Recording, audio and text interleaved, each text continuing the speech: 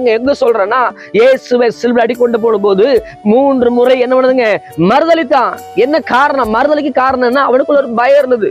இயேசுவுக்கு அந்த நிலைமைனா நமக்கு என்ன நிலைமைன்னு சொல்லி அவன் பயந்து இயேசுவை ஒரு ஒன் வேர்ட்ல சொன்னான். இயேசுவை ஒருமையில பேசினான். இயேசுவை தூஷணம் பண்ணா.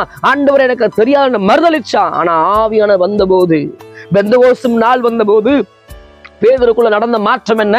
ஆவியானவர் டோட்டல் சேஞ்ச் பண்ணாரு பேதுருவை. அவன் வாழ்க்கை மாறி போயிற்று.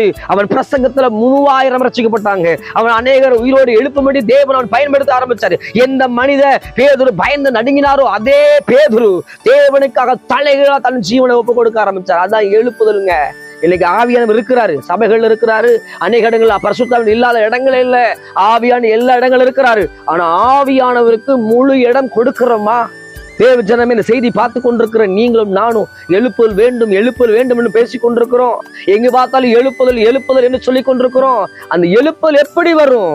எழுப்புதலை கொண்டு வரனா இந்த ஆவிய சத்தத்தை கேட்கணும். அநேகருக்குள்ள ஆவியானவர் இருக்கிறாரு, ஆனா சுயம் உள்ள இருக்கிறதுனால இந்த ஆவியானவர் பேசுற சத்தத்தை அனுமன்றத கேட்கறது இல்ல.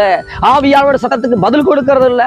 ஆவியானவர் பேசும்போது, ஆண்டவர் உன்னை ஊழியத்துக்கு கூப்பிடும் போதோ, ஆண்டவர் உன்னை தேவ சமூகத்தில் கூப்பிடும் போதோ, கர்த்தருக்காக கூப்பிடும் போதோ நேரங்களை காலங்களை பார்க்கிற, தேவனுக்காக நேரத்தை கொடுக்க மாட்டேங்கிற, ஆண்டவருக்காக வேத வாசிக்க மாட்டேங்கிற, ஆண்டவருக்காக சிலுவை பாடுபடுறது இல்ல, ஆண்டவருக்காக எதுவும் செய்வ துணிகிறது இல்ல. காரணம் என்ன? அதுல தியாகம் பண்ணணும், நேரத்தை தியாகம் பண்ணணும், அவமானப்படணும், மற்றவர்களை பேச்சு வாங்கணும், நிறைய காரியங்கள் இருக்கபடினாலே சுயம் சொல்லுது, நீ எல்லாம் போய் எப்படி இருக்க வேண்டிய ஆளு, நீ போய் ஒருவன் திட்டு வாங்குறதா, ஒருத்தர் அவமானப்படுதா சொல்லி அந்த உனக்குள்ள சுயம் இருக்கிறது.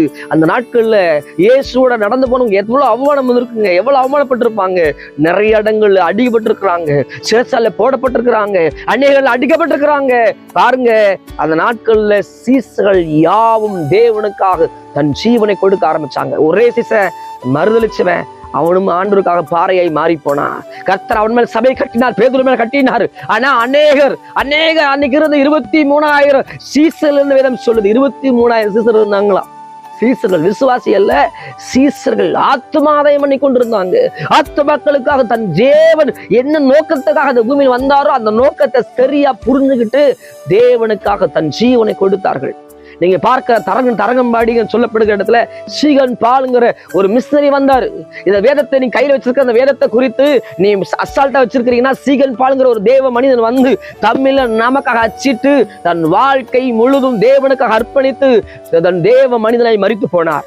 இன்னைக்கு அவரோட மேன்மை நமக்கு தெரியுமா? எத்தனை மிஷனரிமார்கள் வந்து இந்த தேசத்துல நன்மைகளை செய்தார்கள். காரணம் என்ன? அவங்களுக்கு நன்மை செய்த ஏங்க காரணம்? அவன் வெளிநாட்டுல வாழ வேண்டிய நல்ல ஒரு மேன்மையான ஜாலியான வாழ்க்கை விட்டுட்டு